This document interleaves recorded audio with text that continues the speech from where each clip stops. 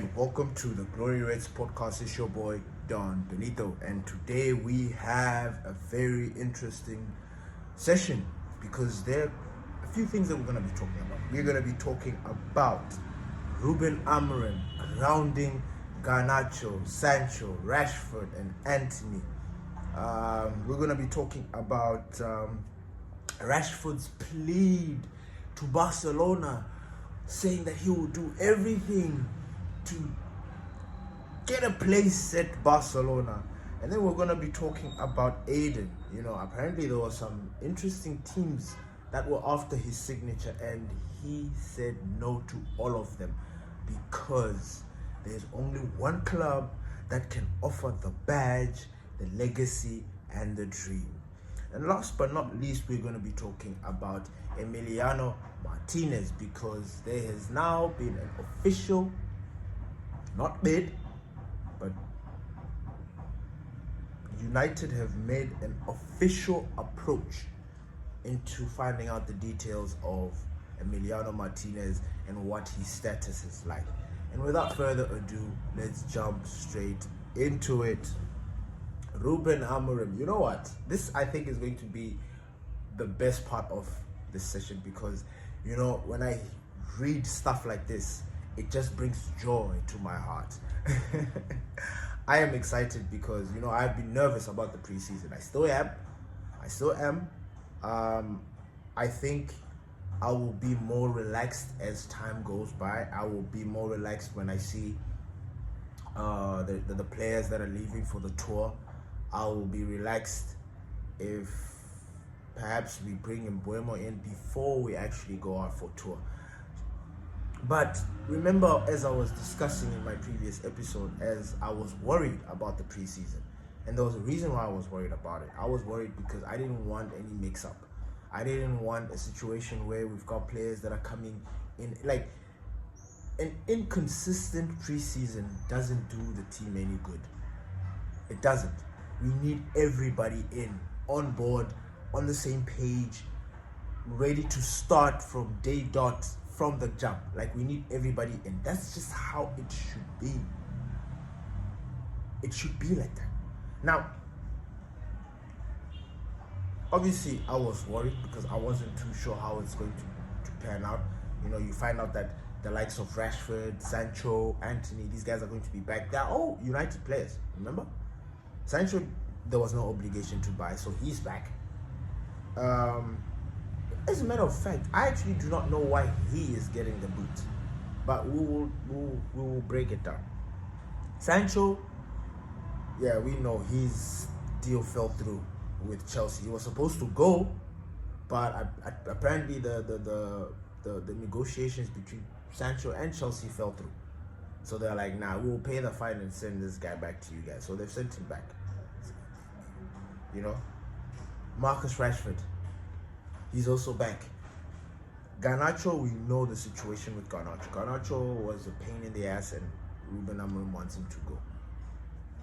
So with all these players like Sancho, Rashford, even Garncho, by preseason, you're not too sure if these guys are going to come in. You just see them lingering around the team. You see them wearing the new jersey. You see them wearing the new kits. And you're wondering to yourself, are these guys part of the team? Are these guys going to be part of preseason?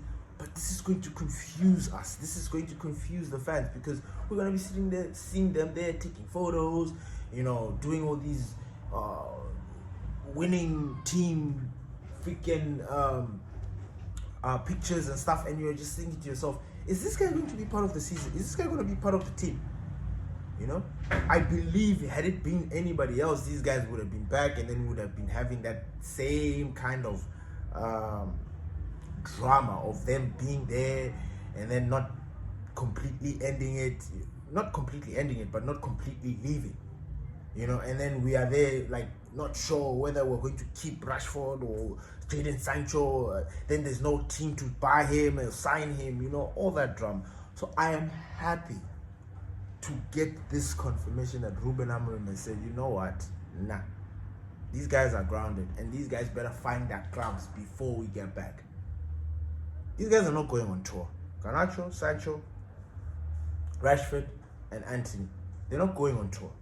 And that is good because Ruben Amorim does not need these players. He doesn't want them. He's making it very clear. He's making it abundantly clear that, look, I do not need your services. You guys better find a new home before we get back. And I'm just sitting there thinking to myself, I'm like, yes. Because this now allows us as a club to move forward. We know that we've slapped a 40 million price tag on Rashford. We've slapped a 25 million price tag on Jadon Sancho. I think Garncho as well. I think we'll have maybe, with Garncho it's a very tricky situation because I'm also not too sure. Because I used to think that this kid was worth 60 million, 65. Most reports I have been reading of late, he's worth 40, 25, 30. Like it's between 40 and below. So I'm not too sure. But there are funds that we can get for these players. So we are at that moment. I am happy. This information brought joy to my heart. It made me happy because I know that we're not messing around. We are not messing around when it comes to this. Now, speaking of this whole situation, now, because this story came out, there was a follow-up story that came out a couple of hours later of Rashford. And this was from Mundo Deportivo. It's a Spanish outlet. And they were basically saying that Rashford is, I don't want to say pleading but it seems like he's pleading if we're being honest, because it's like Rashford is all in no matter the circumstances. Like, he does not mind sharing the spotlight with Nico. He is willing to adapt to the roles of central striker or playing on the right, because left wing hard is. Because we know Rashford has been a left winger, and we've always had this issue with him and the right. Sometimes he can do a good job on the right wing, but most times he always preferred playing on the left. So it was always like, okay. So now when I read this, I don't know. You guys have your say. Like, you guys leave a comment below and tell me what you guys think. Do you think this is just made up, fabricated, or what? But Rashford is fighting for his life, and he should. He should. I'm sad for him because Rashford was our boy. He was our golden boy. He was the one. You know what I'm saying? I'm not saying it in that, like, in this grandiose, like, Rashford was going to be the savior of Manchester United. You know what I mean? He was our baby. He was our boy. Like, we raised him. We raised Rashford. We molded him in, not into the nonsense that he is right now, but yeah, in a weird way, we made him the beast that he was. And then now he's just a shell of himself. So yeah. So now this Barcelona situation is tricky because, number one, Barcelona financially are in a very tricky situation. Very tricky place. Okay, they are going to get the 100 million from the Champions League for qualifying for the Champions League. They're gonna get that.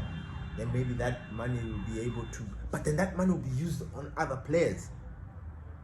They're not going to use all their funds to bring Rashford in. No, they're not going to do that. Rashford is an afterthought. Rashford is like towards the end, like where I don't know why he's thinking. And you know why I say it breaks my heart? Because like Jesse Lingard, these were players that were supposed to be successful at Manchester United.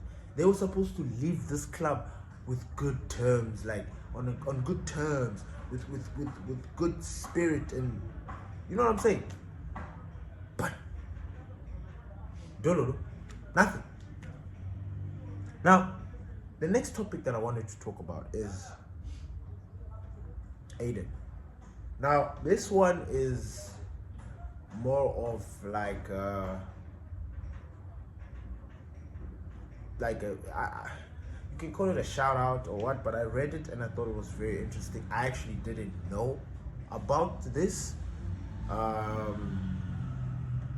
so it was very interesting. It was something interesting to read.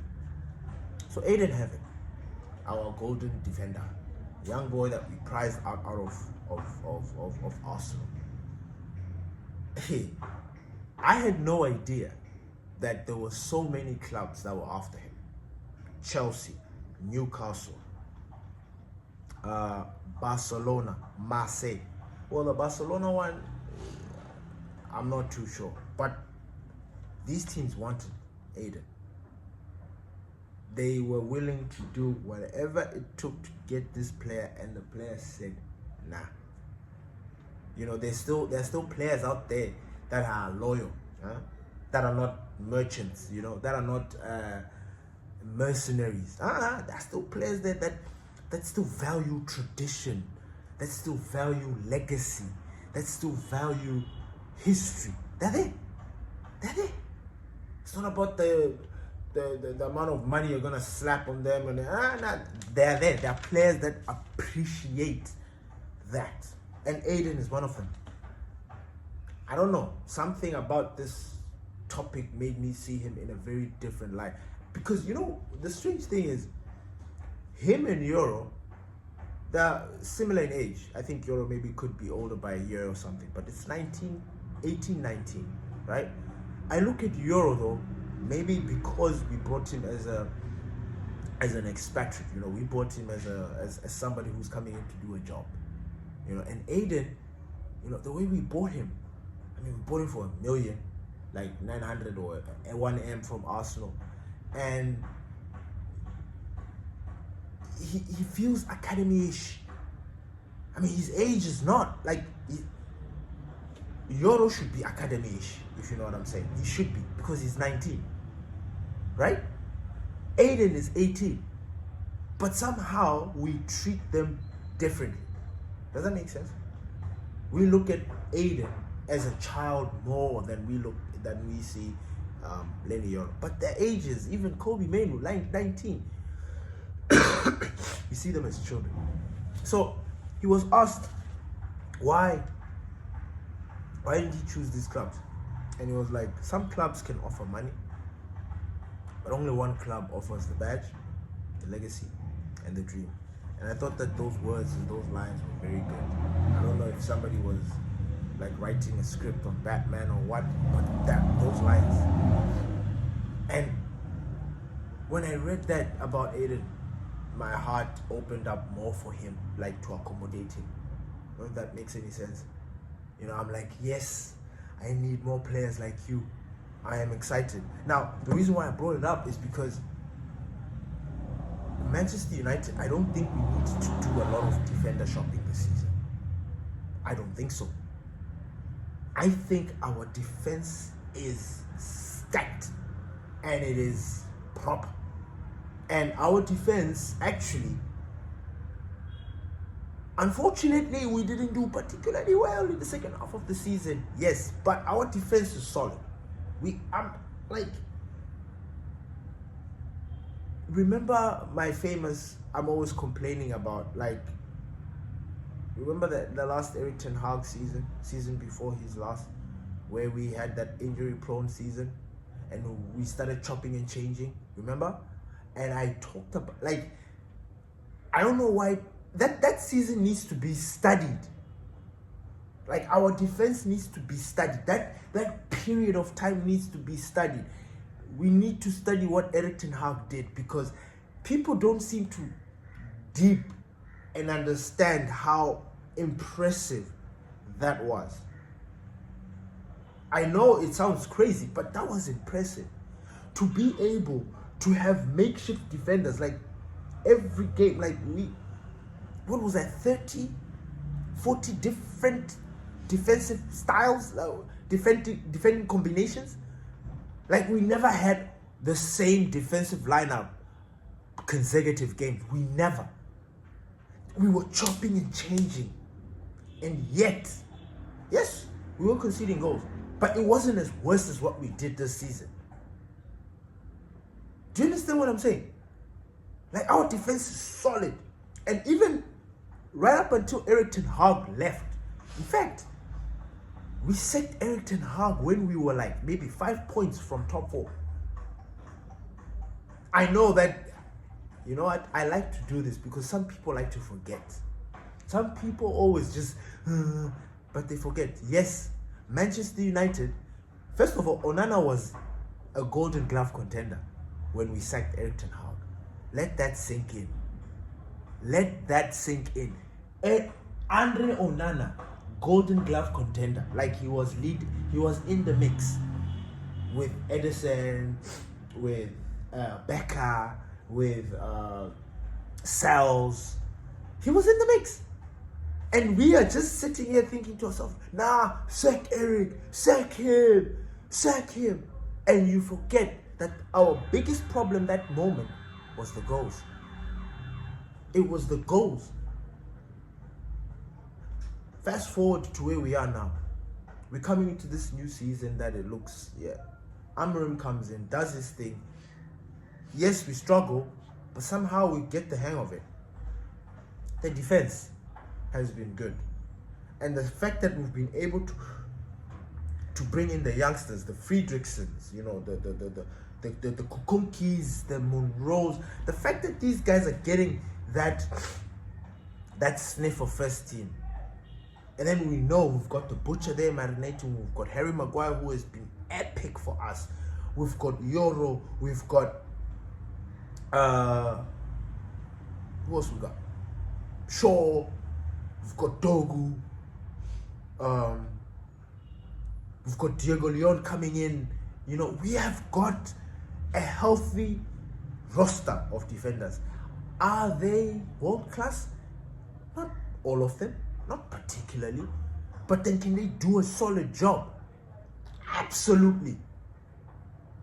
I'm always jealous when I look at Barcelona and they're playing Pau Kubasi, 17 years of age.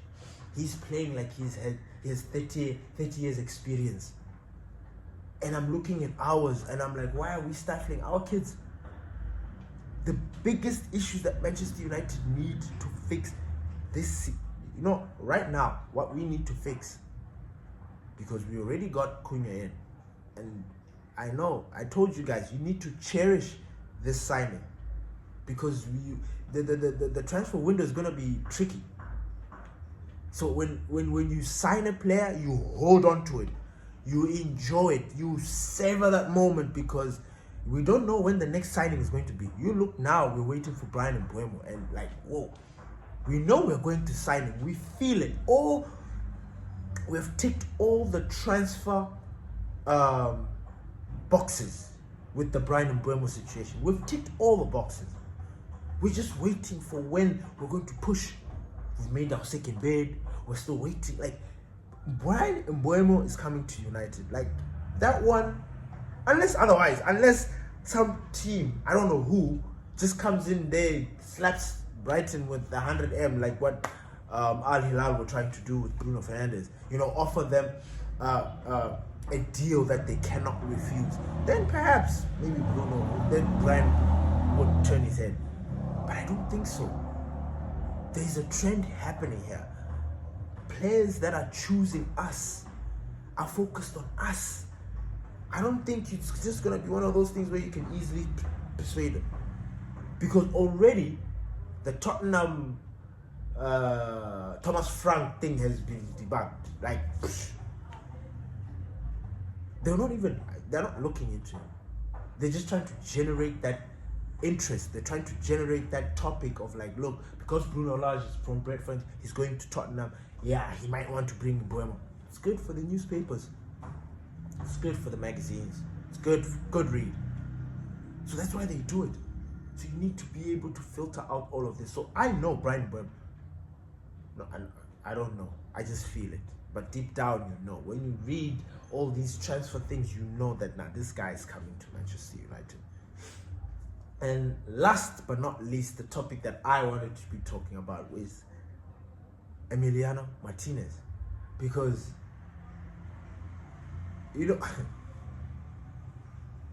let me tell you the journey that I've had with Emiliano Martinez, right? I was very surprised, shocked actually, that Arsenal got rid of Martinez. They sold him. That was the craziest. I looked at that signing and I thought to myself, what? Okay, I get it. Man, maybe Mikel Arteta was trying to build his thing. I get it. But they got rid of him. Now, Emiliano Martinez was at Arsenal for 10 years before he actually got his big break, sort of. And his big break came when... Who was that goalkeeper that they had? They had an injury issue with their goalkeeper. I forgot his name. What was his keeper's name? At Arsenal. It wasn't Ramsdale.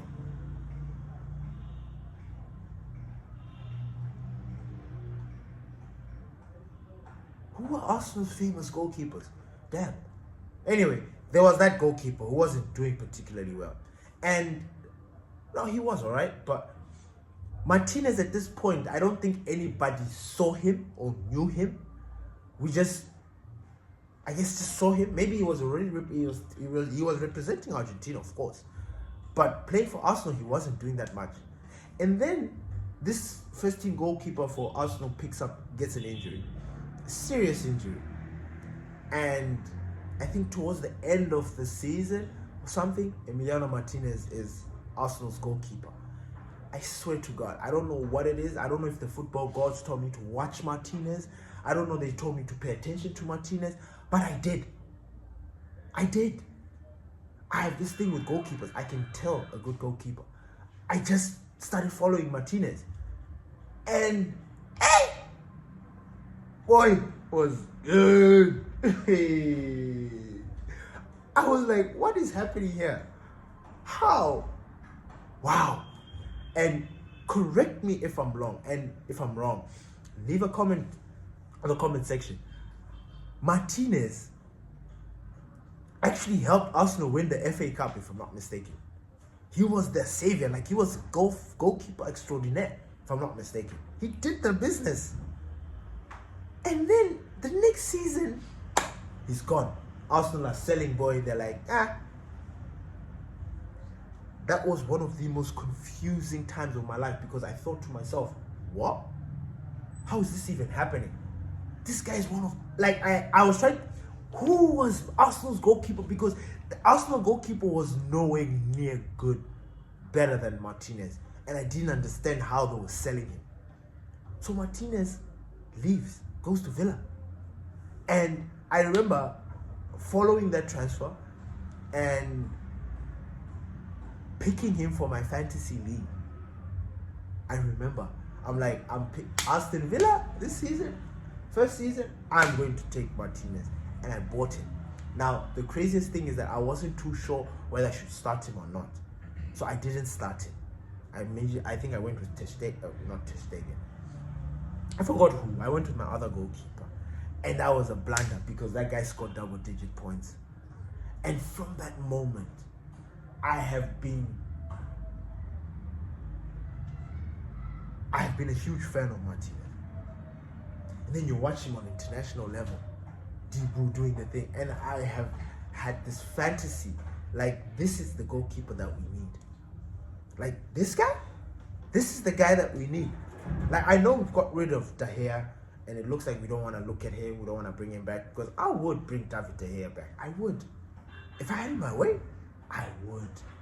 But that's nostalgia. That's just, you know, getting in my feels. Let me think about now, you know. And De Gea is older than Martinez.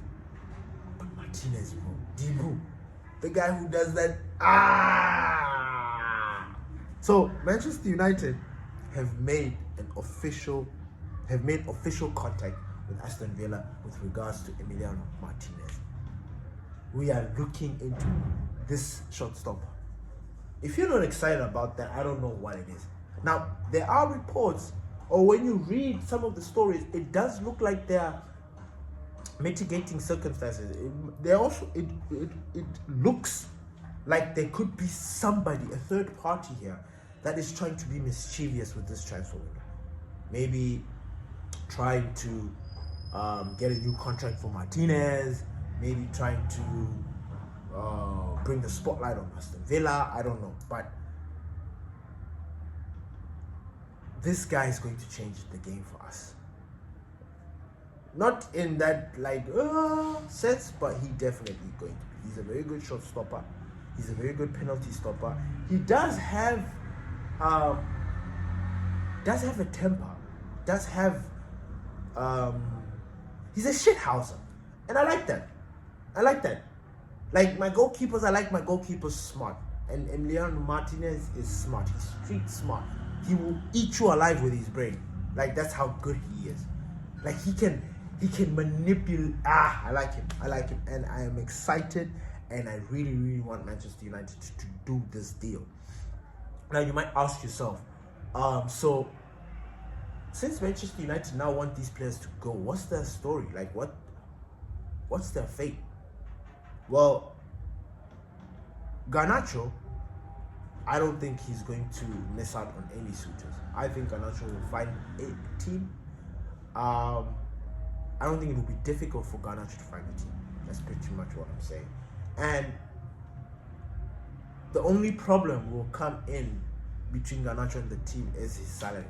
Because for some reason he has this warped thinking that he deserves to be paid like a superstar. I'm looking at Florian Wirtz, right? Liverpool have just broken the British record in signing Wirtz. 160 million pounds. He's there. He's chilling. Do you know how much that guy's salary is? 200 and something. Yeah. Make that make sense. If we had bought Wirtz for that much, we'd probably be paying him 500, 400, 300 and something. Now you look at Garncho, Napoli, during the winter break, he wants 200. And not even the highest player in Napoli gets paid 200. So I think with Garncho, there's going to be that element of personal terms. I think personal terms are going to be difficult. Unless maybe he, when push comes to shove, when you see that the time is ticking and the transfer window is about to close. Because, if these guys miss out on leaving, they're going to be training by themselves. They're not going to be included.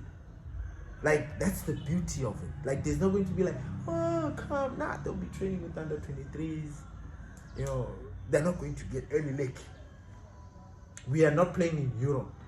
So you can imagine prolonged times away from the squad. Yeah. Ruben Amorim is really making me happy. But we need to make sure that we get it right. I will not stop talking about this. We can talk until the cows come home, but we need to make sure we get our preseason right. And our preseason, by the way, we need to make sure that we don't play too many games. We don't need to play 10 games. We don't need to play freaking 7 games. Freaking go traveling we go from here, then we fly here, then to we don't need to do that. Our boys need time to chill, relax. They need it. Thank you everybody for listening to the Glory Reds podcast. It's your boy Don Benito. Peace.